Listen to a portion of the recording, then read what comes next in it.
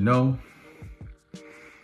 with the new James Gunn Superman movie right around the corner, it reminds me of a time where I had one of the worst movie experience of my life. Understand this, man. I love Superman, and I especially love Christopher Reeve's Superman. I love part 1. I really love part 2. Part 3, I liked a whole lot. You know, a lot of people have problems with it. I don't. The only problem I have with Superman 3 is the scene where they're tracking Superman and they're shooting missiles at him, and they look at it through like a computer, and they're shooting missiles, but in the background sound effects you hear Pac-Man. I'm like, is that fucking Pac-Man? And they shoot missiles at Superman? You know, it's terrible. But other than that, I really like Superman 3. You know, come on, man. Man came out the photo booth, tore the picture in half, gave it to the little boy. Excuse me, kid. Love that movie. Years later came Superman 4, The Quest for Peace. And you have to understand, the trailers look good. I'm hyped. I'm seeing the trailers on TV at home. All of my friends, we love Superman. You gotta remember, this is all we had in theaters back then. There was no other superhero movies in theaters at the time. So opening night, me and my homeboy Dupree and my cousin Steve drove to the theater opening night to see Superman 4, The Quest for Peace. We were hyped, we was excited. I mean, like, yeah, another Superman movie in theaters, you know? And we was in the lobby hanging out, kicking it. We got our licorice, popcorn, soda. And my cousin Steve was kind of nosy. There was another movie playing over here. We had to wait until it ended so we could see Superman, right? Well, Superman was playing in another theater, like down the hallway. So he went and snuck in and watched a few minutes. Well, he caught the ending. And he came out going, whoa, whoa, whoa. I'm like, what's up? Yo. Superman pushed the moon in front of the sun and made it eclipse. Gosh, that sounds incredible. Like, when he said it to me, I'm like, yo, I can't wait to watch this movie. So we was hyped. So our particular theater opened up, they cleaned it up. We went in there, we was like one of the first ones in there. We rushed down. No assigned seating, right? So we was like damn near the front. I'm in the middle. I got my cousin Steve and my homeboy Dupree right here. We are just waiting and waiting. We're smiling, we're grubbing. A night to remember. Boy. The theater went dark. They showed all the trailers. And then my heart starting to go. I'm like, oh, here we go. I must have, my underwear was wet. I'm like, oh my God. I mean, I seen every single Superman movie in theaters, man. You gotta understand, this was special. I got my compadres with me. I'm like, yeah. And then the first scene appeared on the screen. As some Russians out in space, something goes wrong. They almost die. And who comes to the rescue? Superman. But boy, he looked terrible flying in space. I'm like, whoa, kind of caught me off guard. I'm like, okay, well, maybe that's just, you know, it should look better. It's the 4th movie in. The special effects should be like top notch. Then he flew away back to Earth. I'm like, God, that looked bad. I was not prepared for what came next. Gosh, the special effects was awful when he was flying. The subway scene, when he saved the subway and flew down there and stopped it, I'm like, there's a reoccurring theme here. The special effects are bad. See, you gotta understand, I didn't know back then that Warner Brothers hired another producer of another studio, and I didn't know all the behind the scenes stuff where they hired a lesser company for less money, only to make the worst special effects in Superman history. We didn't know that. I just understood, like, why is this looking so bad?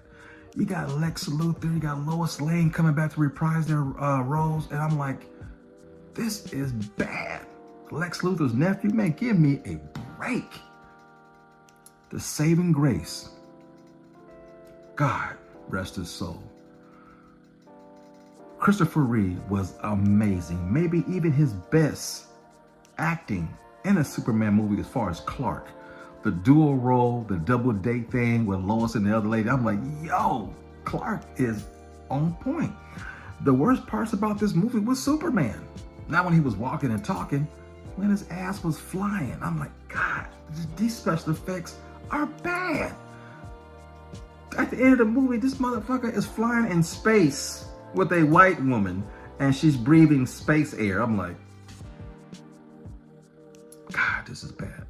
And my cousin was staring. I'm looking at my cousin, you know, to get his reactions. He's, you know how people start going blind and start doing like this, you know? He was doing that during the whole movie because he was like, not going blind, but like, what am I watching? What the hell, you know? And Dupree has no filter. He's sitting on this side of me and we're all disgusted, but I'm eternal. I kept my shit inside. I did not break. I was watching the movie going,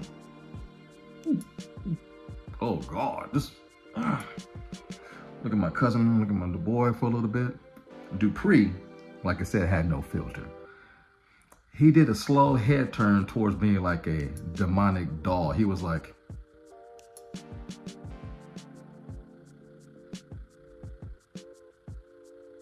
and proceeded to stare at me, right? And I can feel his eyes burning into my skull. And I was like,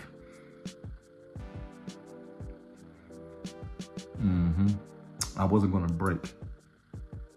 I was visibly disturbed. He knew that shit. He wanted me to look at him and go like this. Yo, this is bad. But I didn't do it. I was like, He kept staring at me. I'm like, dude, the movie is that way. I said it with disgust. He laughed. He was like, okay. He turned his head back around and kept laughing to himself. And I know that laugh.